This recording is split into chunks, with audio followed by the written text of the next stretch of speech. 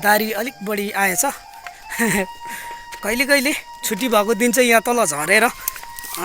बाख्रा गोठला गर्ने चाहिँ हैन म चाहिँ यसरी आएर भिडियो बनाउने मात्र काम गर्छु कहिले कहिले भ्याएको बेला त्यो पनि गर्छु यस्तो छ आज चाहिँ आफ्नै फर्ममा भएका बाख्रा खसी बोकाहरूलाई तपाईहरु समक्ष देखाउन लागिरहेको छु यहाँ भर्खरै गोठलाबाट जंगलबाट भनौं न जंगलबाट आएर यहाँ पानी कुडोहरू खाइरहेछन् खसीहरू छन् अनि बोकाहरू पनि छन् तपाईहरु यहाँ देख्न सक्नुहुन्छ म प्राय हाम्रो दुईवटा घर छ माथि एउटा भयो एउटा यहाँ तल छ मम्मी बुवाहरू यहाँ तल बस्नुहुन्छ प्राय यो फर्म बाख्राहरूलाई रेखदेख चाहिँ उहाँहरूले गर्नुहुन्छ म प्राय स्कुलमा जानुपर्ने भएको कारणले म माथि नै हुन्छु धेरै जस्तो कहिले कहिले स्कुल छुट्टी भएको बेला तल झर्छु आज चाहिँ यसो सोचे बाख्रा यति धेरै बुवा मम्मीहरूले दुःख गरिरहनु भएको छ भिडियो बनाऊँ भन्ने लाग्यो र मैले बनाइदिए हेर्नुस् है यहाँ त आधी पनि बाख्रा आएको छैन क्या यो ठाउँमा बर जातको बाख्रा भन्दा पनि जमुनापारी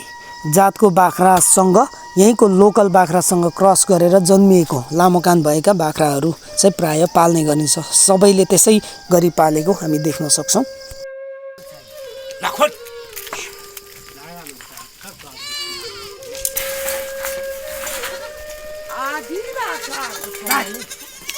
तीनवटा छ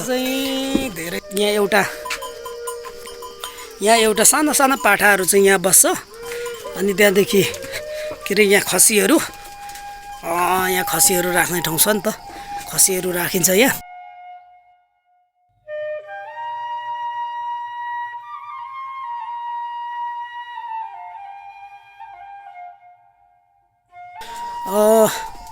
धेरै जस्तो यहाँ चाहिँ बुवा र मम्मी यता बस्नुहुन्छ बुवा र मम्मीले नै हेर्नुहुन्छ धेरै यहाँ धेरै उयोहरू छ अनि त्यहाँदेखि माउहरू छ म त माथि बस्छु धेरै जस्तो स्कुल हैन स्कुलमा जाने अनि त्यहाँदेखि के रे यहाँ तल खासै आउँदिन भ्याएको बेलामा यसो छुट्टी भएको बेलामा मात्रै आउने हो अनि त्यहाँदेखि यसरी भिडियो मात्रै बनाउने हो म चाहिँ के रे गोठला जाने घाँस दिने कुडो दिने यिनीहरूलाई दाना पानी दिने चाहिँ सबै बाउ आमा र घरको मान्छेहरूले गर्छन् यहाँ चाहिँ बच्चा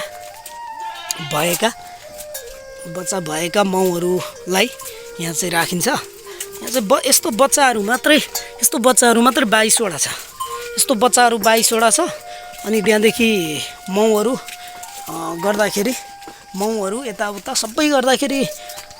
लगभग 60-70वटा बाख्रा चाहिँ यहाँ छ तर व्यवस्थित भने चाहिँ त्यति धेरै व्यवस्थित चाहिँ छैन यता माथि पनि छ यहाँ माथि पनि छ व्यवस्थित भने चाहिँ त्यति धेरै छैन यता अर्को खोर यता पनि छ यता चाहिँ ठिक्कको बाख्राहरू बोकाहरू छ यता पनि छ है यता पनि छ यहाँ भित्र छ अर्को पनि छ यतापट्टि गर्दाखेरि टोटल गर्दाखेरि चाहिँ लगभग यता पनि टन्नै छ बाख्रा यस क्षेत्रमा बसोबास गर्ने प्राय सबै बासिन्दाहरूको चाहिँ प्रमुख आय स्रोत भनेको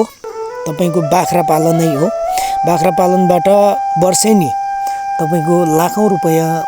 आम्दानी लिइरहेका देख्न सकिन्छ त्यसमा पनि यो कुन जातको बाख्राहरू चाहिँ पालिन्छ भने प्राय जसो यहाँ हामीले देखिरहेकोमा चाहिँ यहीँको लोकल बाख्राहरूमा चाहिँ बाख्रासँग तपाईको जमुनापारी बाख्राहरूलाई क्रस गरेर पालिरहेको देख्न सकिन्छ त्यसो हुँदाखेरि चाहिँ अब बाख्रालाई चराउने हो जंगलमा लाने हो त्यसो हुँदाखेरि चाहिँ झरी पानी हैन हावाहुरी अलिकति अलि ठेक्न सक्ने हुँदा रहेछन् भन्ने कुरा चाहिँ उयो भयो अनि धेरै जस्तो चाहिँ त्यसरी नै पालिरहेको देख्न सकिन्छ तपाईको यहाँ हामी यहाँ देख्न सक्छौं यहाँ धेरै जस्तो लामो कान भएका लामकाने पनि भन्छ हैन त्यस्तो पनि देख्न सकिन्छ। यहाँ बुवा मम्मी हुनुहुन्छ र मेरै घरको श्रीमतीहरू पनि धेरै जस्तो यही उयो गर्छन्। यस्तो छ बाख्राहरू, तर सबै यहाँ चाहिँ बाख्राहरू छ है। यो चाहिँ सबभन्दा ठुलो छ, हान्छ नि यसले।